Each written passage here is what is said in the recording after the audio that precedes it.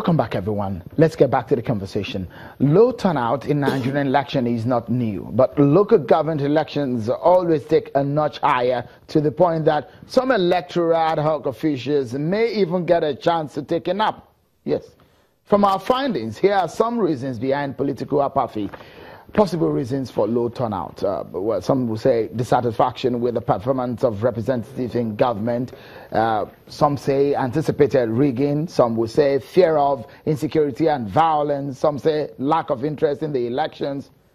Well, let me allow my guest in the program to weigh in. We've been discussing these, and following me, you were talking about this. Let me allow you to conclude your thoughts on that. Today specifically, we didn't, like you said, we didn't have a perfect run up to these elections. Maybe one of the reasons. Some of the things that we have researched on our own channels television that we just showed now, are they true?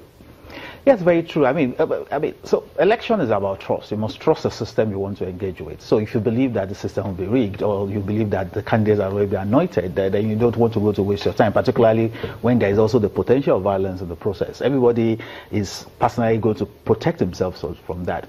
But again, the question we need to ask ourselves, and that is what I think is more important, is the fact that what is the attitude of Lagosians to the local government system? In Lagos, for example, what is our engagement level with the local government system? I dare say the average Lagosian does not know the name of his councillor, does not know the name of his chairman. And we have a very ridiculous situation we're dealing with, wherein people live in Lagos and the local government headquarters does not have any relationship with where they live. I mean, so if you go to the border areas of Lagos, now this is not Lagos State, but there are people that still call themselves Lagosians, Ojodi, Abiodun side. Those areas, they are part of it that falls under it for local government in Ogun State. To move from Ojodu to go and report something for local government, you go to Ojodu, you get to Pen Cinema, you get to Abule Egba, you get to Songwater, then you get to Ifo. So the question is that people have not developed that engagement and interest in local government system. So when you want to talk about local governments around Maryland, the headquarters is in Ojota. So it's easier for you to align yourself and be bothered by what happens at the state level than by the local government. But I think we're the ones not helping ourselves. Maybe the last point I want to make is that I think like Lagosians have created a new local government system, and it's called Resident Association. So the resident associations are the ones that work with the police. They create their own security. They're the ones that do the roads. They're the ones that do end-of-year parties. They're the ones that take care of people that fall ill. So in my view, what has happened to Lagosians is that they have abandoned the former local government system, have created that system as their own local government. And what will shock you is, when those resident associations are holding elections, all the elite show up. When the local government is holding election, the elite don't show up. The real elections. So the problem is that we now have 4 tiers of government in Lagos State. The federal, the state, the resident association, then the local government. Would you say that in Lagos specifically right now, that local government system has failed? If I say so, I will need to put a context. It didn't fail, it was made to fail.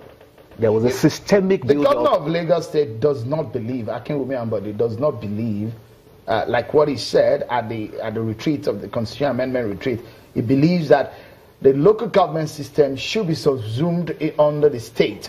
So the state should have a full control of the local government system. So let's get back to our constitution. The section of the constitution that says there shall be recognized, there shall be a federal government, a state government, and local government is one same section. It's the same sentence that introduces us to the state government that's introduced us to the local government. Same sentence.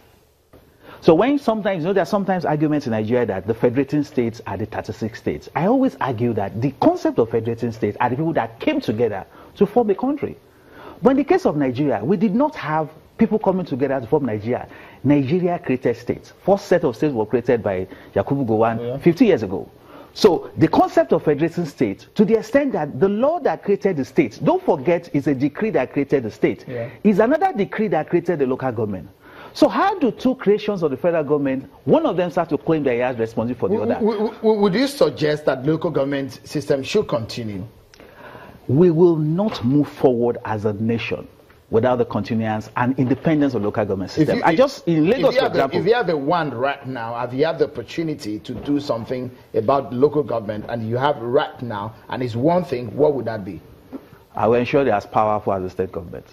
When we had the floods in Lagos, You remember when we had the green, when the Grenfell building fell in London, when the fire happened in London? What happened to local government chairman there? He had to resign. The mayor. The mayor. When there was 9/11, who was the first government official that showed up there? The mayor. When there was flood in Lagos, you heard Governor Akim, but they're talking about the flood. Did you hear any local government talk? That itself is a proof of the failure of the local government system. Because it's not his business running around Lagos knowing where there were floods when their local government chairman that should take their responsibility. The CP is here. I dare say that perhaps he meets more with residents associations. I dare say I may be wrong. In ensuring security of neighborhoods where people live than perhaps with local government. Because those ones are willing to, because they have something at stake. If something happens to them, they are the ones that live there. Many local government chairmen and councillors don't even live where they are chairman in. Right. As a result, they don't have an engagement with the people. Let's talk about today's conduct. It does look like we have a lot of business about the issue of administration of local government and autonomy. But let's come back to the issue of local council election today. The Commissioner of Police, today, what did you discover differently from what you have always seen in Lagos in terms of policing and securing lives and property? Did you get any discovery today? No, nothing so new.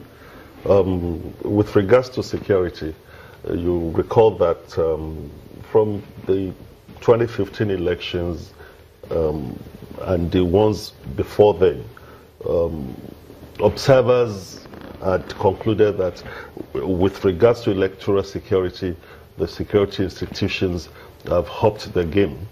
And even all those elections that were conducted in the other states, and it's just to be improving upon what we've been doing to make our presence felt and to ensure that when there are issues, when there are skirmishes, that we quickly address those things.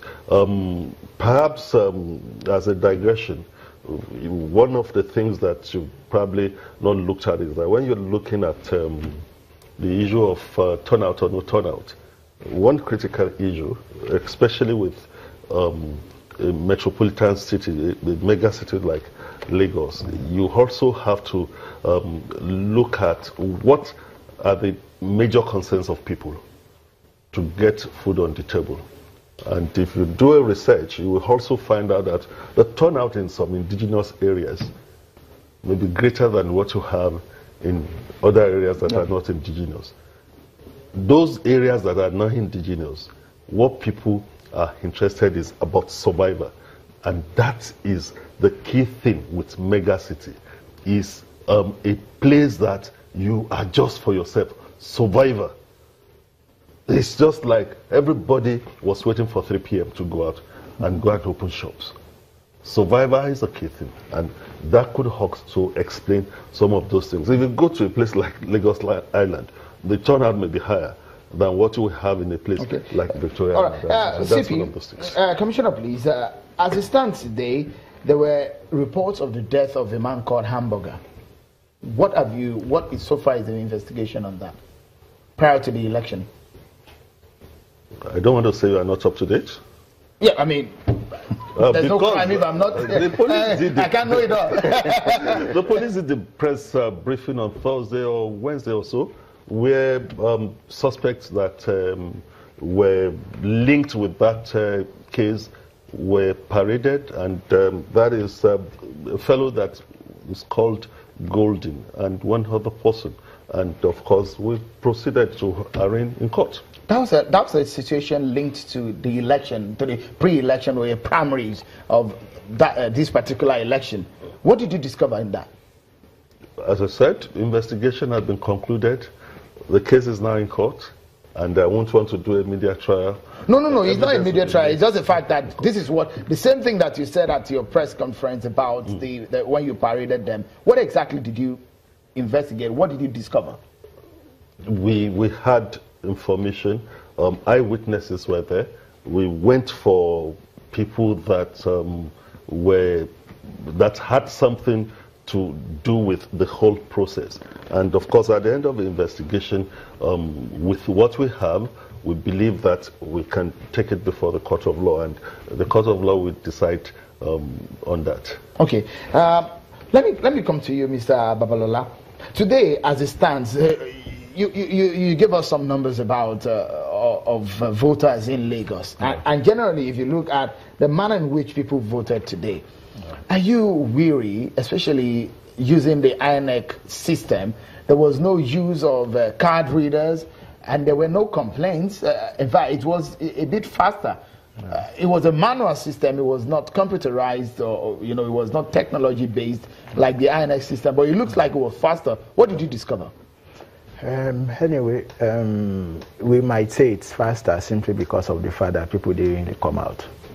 You understand? Because to me, if you ask me, when you have about 3 or 4 people to process with manual, under 30 minutes you are done and you have nothing to do again. So at the end of the day, in people's perspective, you might feel, oh, because we decided to step down the card reader today, so it makes things faster. But it doesn't make any difference to me. Because ordinarily, the purpose of having the card reader is to be able to further verify the identity of voters. So if we are saying, okay, we are not going to use it, at the end of the day, so it means the essence of, introducing the card reader in the first instance is defeated. Because if you ask me, as far back as 2015, card reader has come to stay in Nigeria electoral system. So I think we should continue with it because it has helped a lot to deter fraud and to deter a lot of malpractices. So I think we should be able to use it. So, but one thing I will say is that